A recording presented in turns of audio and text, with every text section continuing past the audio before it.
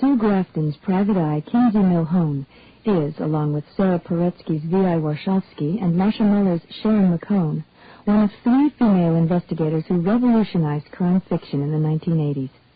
Her alphabetized book titles, beginning with A is for Alibi and now extending through G is for Gumshoe, have proved enormously popular. Miss Grafton lives in Santa Barbara, California, a community much like Kinsey's Santa Teresa.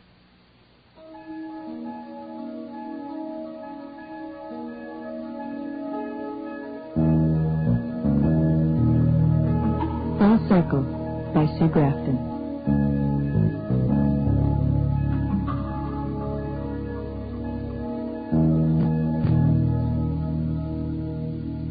The accident seemed to happen in slow motion, one of those stop-action sequences that seem to go on forever, though in truth no more than a few seconds have elapsed.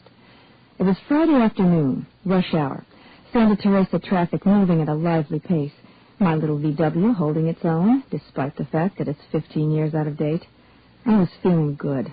I'd just wrapped up a case, and I had a check in my handbag for $4,000. Not bad, considering that I'm a female private eye, self-employed, and subject to the feast or famine vagaries of any other freelance work.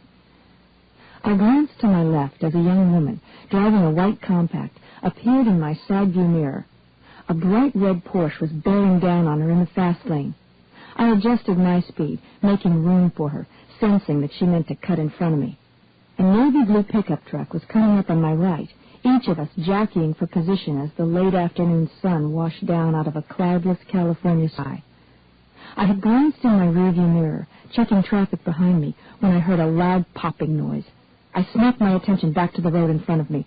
The white compact veered abruptly back into the fast lane, clipped the rear end of the red Porsche, then hit the center divider and careened directly into my path.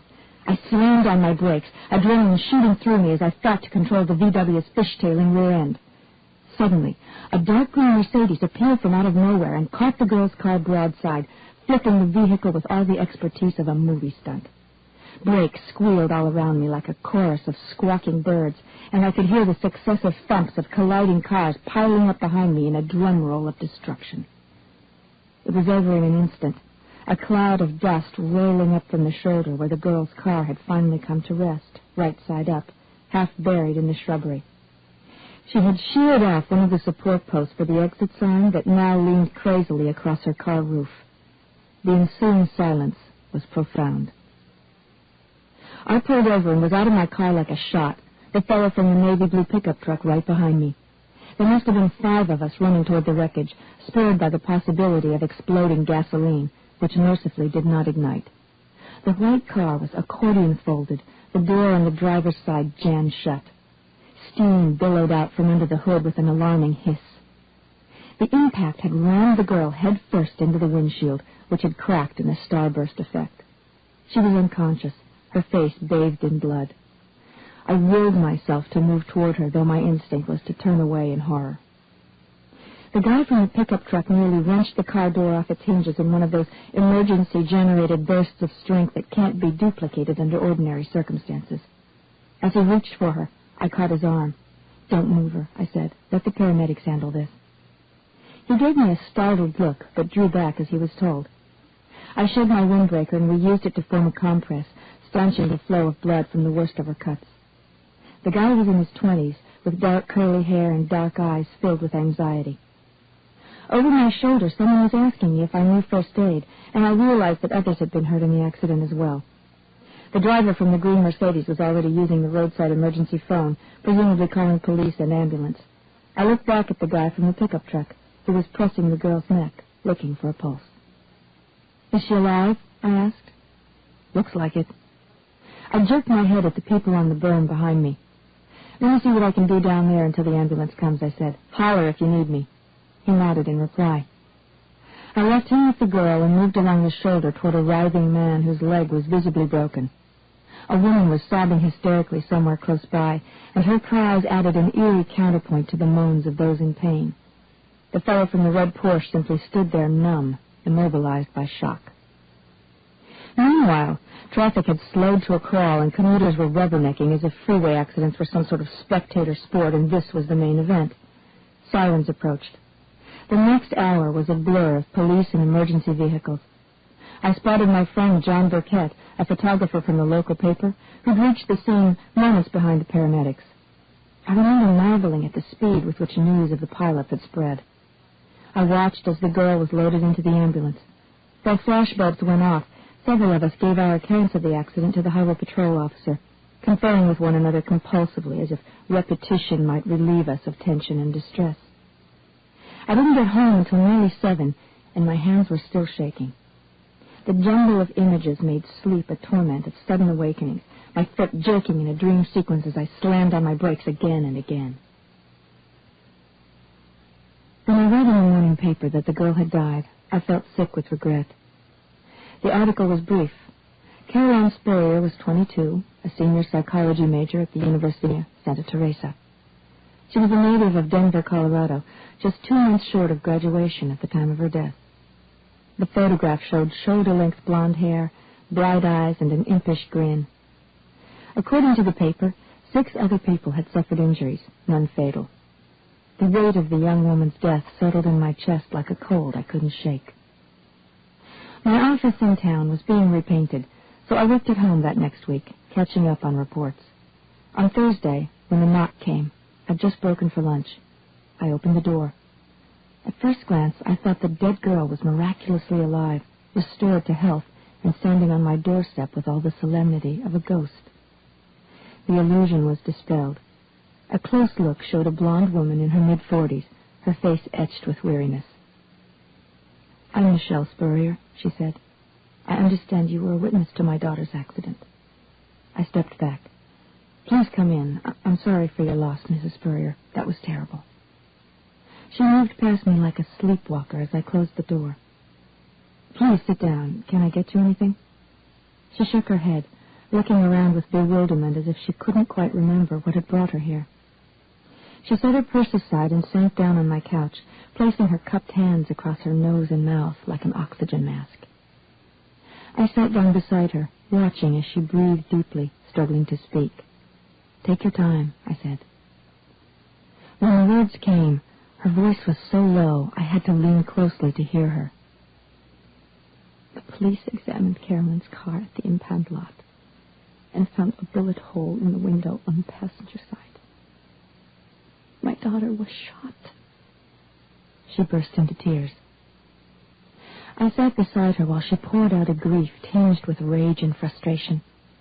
I brought her a glass of water and a fistful of tissues, small comfort, but all I could think to do. "What are the police telling you?" I asked when she'd composed herself. She blew her nose and then took another deep breath.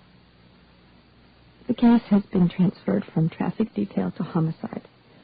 The officer I talked to this morning says it looks like a random freeway shooting, but I don't believe it." "God knows they've had enough of those down in Los Angeles," I remarked. "Well, I can't accept that. For one thing, what was she doing speeding down the highway at that hour of the day? She was supposed to be at work, but they tell me she left abruptly without a word to anyone." "Where was she employed?" "A restaurant out in Colgate. She'd been waiting tables there for a year. The shift manager told me a man had been harassing her. He thinks she might have left to try to get away from him." "Did he know who the guy was?" She shook her head. "He wasn't sure. Some fellow she'd been dating. Apparently he kept stopping by the restaurant, calling her at all hours, making a terrible pest of himself. Lieutenant Bowen tells me you're a private detective, which is why I'm here. I want you to find out who's responsible for this." "Mrs. Spurrier, the police here are very competent. I'm sure they're doing everything possible." "Skip the public relations message," she said with bitterness. "I have to fly back to Denver. Caroline's stepfather is very ill, and I need to get home. But I can't go unless I know someone here is looking into this. Please." I thought about it briefly, but it didn't take much to persuade me. As a witness to the accident, I felt more than a professional interest in the case. "I need the names of her friends," I said. I made a note of Mrs. Spurrier's address and phone number, along with the name of Caroline's roommate and the restaurant where she'd worked. I drew up a standard contract, waiving the advance. I'd bill her later for whatever time I put in.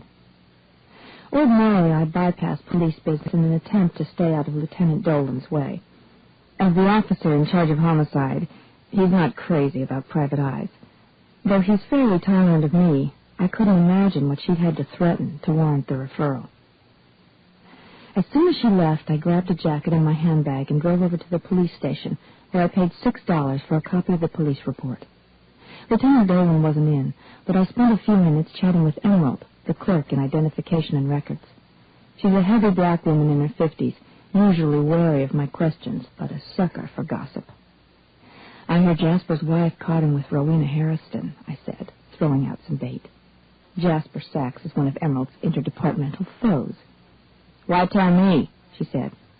She was pretending disinterest, but I could tell the rumor cheered her. Jasper, from the crime lab, is forever lifting files from Emerald's desk, which only gets her in trouble when Lieutenant Dolan comes around. I was hoping you'd fill me in on the Spurrier accident. I know you've memorized all the paperwork. She grumbled something about flattery that implied she felt flattered, so I pressed for specifics. Anybody see where the shot was fired from? I asked. No, ma'am. I thought about the fellow in the red Porsche. He'd been in the lane to my left, just a few yards ahead of me when the accident occurred. The man in the pickup might be a help as well. What about the other witnesses? There must have been half a dozen of us at the scene. Who's been interviewed? Emerald gave me an indignant look. What's the matter with you? You know I'm not allowed to give out information like that. Worth a try, I said equably. What about the girls' professors from the university? Has Dolan talked to them? Check it out yourself if you're so interested, she snapped. Come on, Emerald. Dolan knows I'm doing this. He was the one who told Mrs. Spurrier about me in the first place. I'll make it easy for you. Just one. She squinted at me suspiciously. Which one's that? I took a flyer describing the pickup, figuring she could identify him from the list by age. Grudgingly, she checked the list, and her expression changed. Uh-oh, she said. I might know you'd zero in on this one. Fellow in the pickup gave a phony name and address. Benny Seco was the name, but he must have made that up. Telephone was a fake, too. Looks like he took off and nobody's seen him since. Might have been a warrant out against him he was trying to duck. How about the guy in the Porsche? I heard a voice behind me. Well, well, well. Kinsey no home. Hard at work, I see. Emerald faded into the background with all the practice of a spy. I turned to find Lieutenant Dolan standing in the hallway in his habitual pose, hands shoved down in his pants pockets, rocking on his heels. He'd recently celebrated a birthday, his baggy face reflecting every one of his 60 years. I folded the police report and tucked it in my bag. Mrs. Spurrier got in touch with me and asked me to follow up on this business of her daughter's death. I feel bad about the girl. His manner shifted. I do, too, he said. What's the story on the missing witness? Dolan shrugged. He must have had some reason to give out a phony name. Did you talk to him at the scene? Just briefly, but I'd know him if I saw him again. Do you think he could be of help? Dolan ran a hand across his balding pate. I'd sure like to hear what the fellow has to say. Nobody else was aware that the girl was shot. I gather he was close enough to have done it himself. There's got to be a way to track him down, don't you think? Maybe, he said. No one remembers much about the man except the truck he drove. Toyota, dark blue, maybe 4 or 5 years old from what they say. Would you object if I checked back with the other witnesses? I might get more out of them since I was there. He studied me for a moment, then reached over to the file and removed the list of witnesses, which he handed to Word. Don't you need this? I said, surprised. I have a copy. Thanks. This is great. I'll let you know what I find out. Dolan pointed a finger. Keep in touch with the department. I don't want you going off half-cocked. I drove out to the campus area, to the restaurant where Caroline Spurrier had worked. The place had changed hands recently, the decor downgraded from real plants to fake, as the nationality of the food chain to Thai. The shift manager, David Cole, was just a kid himself, barely 22, tall, skinny, with a nose that belonged on a much larger face. I introduced myself and told him I was looking into Caroline's death. Oh, yeah, that was awful. I talked to her mom. She says you mentioned some guy who'd been bugging her. What else can you tell me? That's about all I know. I mean, I never saw the guy myself. She was working nights for the last couple months and just switched back to days to see if she could get away from him. She ever mention his name? Terry something, I think. She said he used to follow her around in this green van he drove. She really thought the dude was bent. Bent? You know, twisted. He twiddled an index finger beside his head to indicate his craziness. Why'd she go out with him? She said he seemed like a real nice guy at first, but then he got real possessive, all jealous and like that. In the end, I guess he was totally nuts. He must have showed up on Friday, which is why she took off. I quizzed him, but couldn't glean much more from his account. I thanked him and drove over to the block of university housing where Caroline had lived. The apartment was typical of student digs, faintly shabby, furnished with mismatched items that had probably been languishing in someone's garage. Her roommate was a young woman named Judy Layton, who chatted despondently as she emptied kitchen cabinets and packed assorted cardboard boxes. I kept the questions light at first, asking her about herself as she wrapped some dinner plates in newspaper, shoving each in a box. She was 22, a senior English major with family living in town. How long did you know Caroline? About a year, she said. I had another roommate, but Alice graduated last year. Caroline and I connected up through one of those roommate referral services. How come you're moving out? She shrugged. I'm going back to my folks. It's too late in the school year to find someone else, and I can't afford this place on my own. My brother's on his way over to help me move. According to her, Caroline was a party hardy who somehow managed to keep her grades up and still have a good time. Did she have a boyfriend? She dated lots of guys. But no one in particular? She shook her head, intent on her work. I tried again. She told her mom about some guy harassing her at work. Apparently she dated him and they'd just broken up. Do you have any idea who she might have been talking about? Not really. I didn't keep track of the guys in her life. She must have mentioned this guy if he was causing such a fuss. Look, she and I were not close. We were roommates, and that was it. She went her way, and I went mine. If some guy was bugging her, she didn't say a word to me. She wasn't in any trouble that you knew about? No. Her manner seemed sullen, and it was getting on my nerves. I stared at her. Judy, I could use a little help. People get murdered for a reason. It might seem stupid or insignificant to the rest of us, but there was something going on. What gives? You don't know it was murder. The policeman I talked to said it might have been some bozo in a passing car. Her mother disagrees. Well, I can't help you. I already told you everything I know. I nailed her with a look and let a silence fall, hoping her discomfort would generate further comment. No such luck. If she knew more, she was determined to keep it to herself. I left a business card asking her to phone me if she remembered anything. I spent the next 2 days talking to Caroline Spurrier's professors and friends. From the portrait that emerged, she seemed like a likable kid, funny, good-natured, popular, and sweet. She complained of the harassment to a couple of classmates without getting any indication who the fellow was. I went back to the list of witnesses at the scene of the accident, talking to each in turn. I was still tantalized by the guy in the pickup. What reason could he have to falsify his identity? I'd clipped out the news account of Caroline Spurrier's death, pinning her picture on the bulletin board above my desk.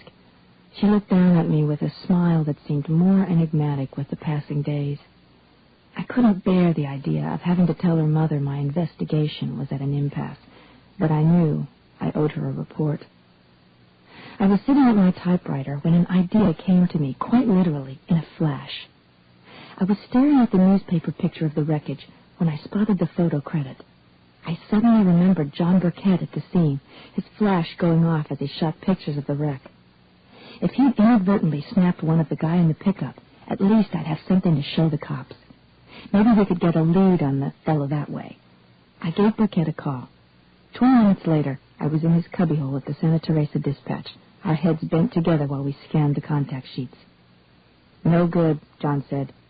This one's not bad, but the focus is off. Damn, I never really got a clear shot of him. What about the truck? John pulled out another contact sheet that showed various views of the wrecked compact, the pickup visible on the berm behind. Well, you can see it in the background if that's any help. Can we get an enlargement? You looking for anything in particular? The license plate, I said. The California plate bore a 7-place combination of numbers and letters that we finally discerned in the grainy haze of the 2 blow-ups. I should have called Lieutenant Dolan and had him run the license number, but I confess to an egotistical streak that sometimes overrides common sense. I didn't want to give the lead back to him just yet. I called a pal of mine at the Department of Motor Vehicles and asked him to check it out instead. The license plate was registered to a 1984 Toyota pickup, navy blue, the owner listed as Ron Cagle, with an address on McClatchy Way. The house was stucco, dark gray, with the trim done in white. My heart was pounding as I rang the bell. The fellow's face was printed so indelibly in my memory that when the door was finally opened, I just stood there and stared. Wrong man. This guy was probably 6'7", over 200 pounds, with a strong chin, ruddy complexion, blue eyes, auburn hair, red mustache. Yes? I'm looking for Ron Cagle. I'm Ron Cagle. You are? My voice broke in astonishment like a kid reaching puberty. You're the owner of a navy blue Toyota pickup? I read off the number of the license plate. He looked at me quizzically. Yes? Is something wrong? Well, I don't know. Has someone else been driving it? Not for the last 6 months. Are you sure? He half laughed. See for yourself. It's sitting on the parking pad just behind the house. He pulled the door shut behind him, leading the way as the 2 of us moved off the porch and down the driveway to the rear. There sat the navy blue Toyota pickup, without wheels, up on blocks. The hood was open and there was empty space where the engine should have been. What's going on? He asked. That's what I'm about to ask you. This truck was at the scene of a recent accident where a girl was killed. Not this one, he said. This has been right here. Without another word, I pulled out the photographs. Isn't that your license plate? He studied the photos with a frown. Well, yes, but the truck isn't mine. Couldn't be. He glanced back at his pickup, spotting the discrepancy. There's the problem. He pointed to the license. The plate on the truck was an altogether different set of numbers. It took me about 30 seconds before the light finally dawned. Somebody must have lifted your plates and substituted these. What would be the point? I shrugged. Maybe someone stole a navy blue Toyota truck and wanted plates that would clear a license check if he was stopped by the cops. Can I use your telephone? I called Lieutenant Dolan and told him what I'd found. He ran a check on the plates for the pickup sitting in the drive that turned out to match the numbers on a vehicle reported stolen 2 weeks before. An APB was issued for the truck with Cagle's plates. Dolan's guess was that the guy had left the state or abandoned the pickup shortly after the accident. It was also possible that even if we found the guy, he might not have any real connection with the shooting death. Somehow, I doubted it. A week passed with no results. The silence was discouraging. I was right back where I started from with no appreciable progress. If the case is going to break, it usually happens fast, and the chances of cracking this one were diminishing with every passing day. Caroline Spurrier's photograph was still pinned to the bulletin board above my desk, her smile nearly mocking as the days went by. In situations like this, all I know to do is go back to the beginning and start again. Doggedly, I went through the list of witnesses, calling everybody on the list. Most tried to be helpful, but there was really nothing new to add. I drove back to the campus to look for Caroline's roommate. Judy Layton had to know something more than she'd told me at first.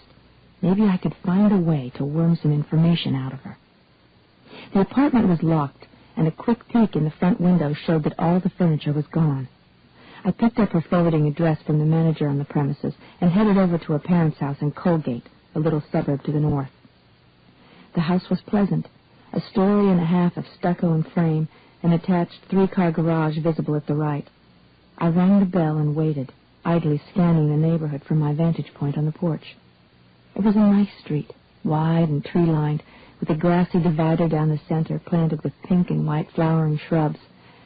I rang the bell again. Apparently no one was home. I went down the porch steps and paused in the driveway, intending to return to my car, which was parked at the curb. I hesitated where I stood.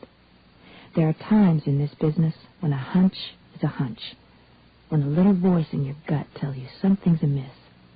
I turned with curiosity towards the 3-car garage at the rear. I cupped my hands, shading my eyes so I could peer through the side window. In the shadowy interior, I saw a pickup, stripped of paint. I tried the garage's side entrance. The door was unlocked, and I pushed my way in. The space smelled of dust, motor oil, and primer. The pickup's license plates were gone. This had to be the same truck, though I couldn't think why it hadn't been dumped. Maybe it was too perilous to attempt at this point. Heart thumping, I did a quick search of the cab's interior. Under the front seat, on the driver's side, I saw a handgun, a .45. I left it where it was, eased the cab door shut, and backed away from the truck. Clearly, someone in the Layton household had been at the murder scene. I left the garage at a quick clip, trotting toward the street. I had to find a telephone and call the cops. I had just started my car, shoving it into gear, when I saw a dark green VW van pass on the far side of the divider and circle back in my direction, headed toward the Layton's drive. The fellow driving was the man I'd seen at the accident. Judy's brother? The similarities were obvious now that I thought of it. No wonder she'd been unwilling to tell me what was going on. He slowed for the turn, and that's when he spotted me. If I'd had any doubts about his guilt, they vanished the minute he and I locked eyes. His surprise was replaced by panic, and he gunned his engine, taking off. I peeled after him, flooring it. At the corner, he skidded sideways and recovered, speeding out of sight. I went after him, zigzagging crazily through a residential area that was laid out like a maze. I could almost chart his course ahead of me by the whine of his transmission. He was heading toward the freeway. At the overpass, I caught a glimpse of him in the southbound lane. He wasn't hard to track, the boxy shape of the van clearly visible as we tore toward town. The traffic began to slow, massing in one of those inexplicable log jams on the road. I couldn't tell if the problem was a fender bender in the northbound lane or a bottleneck in ours, but it gave me the advantage I needed.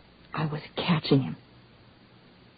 As I eased up on his left, I saw him lean on the accelerator, cutting to his right.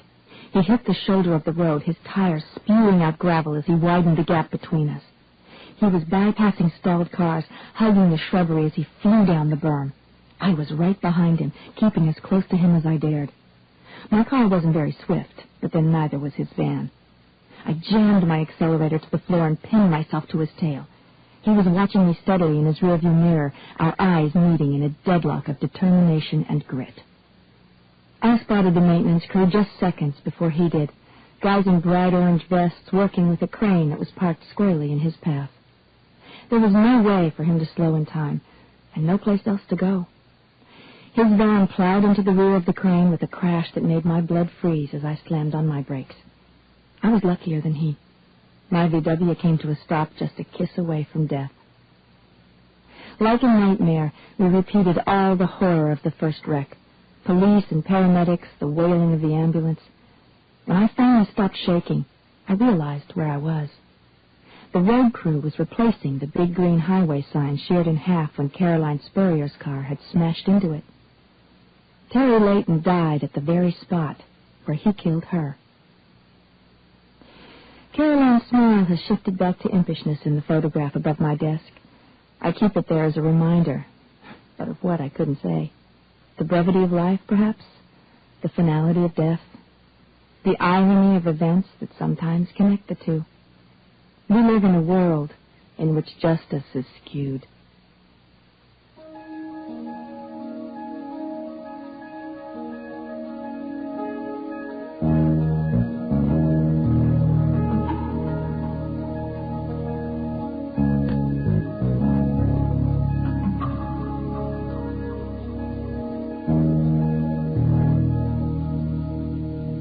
Circle by Sue Grafton is taken from the book A Woman's Eye, edited by Sarah Poretsky.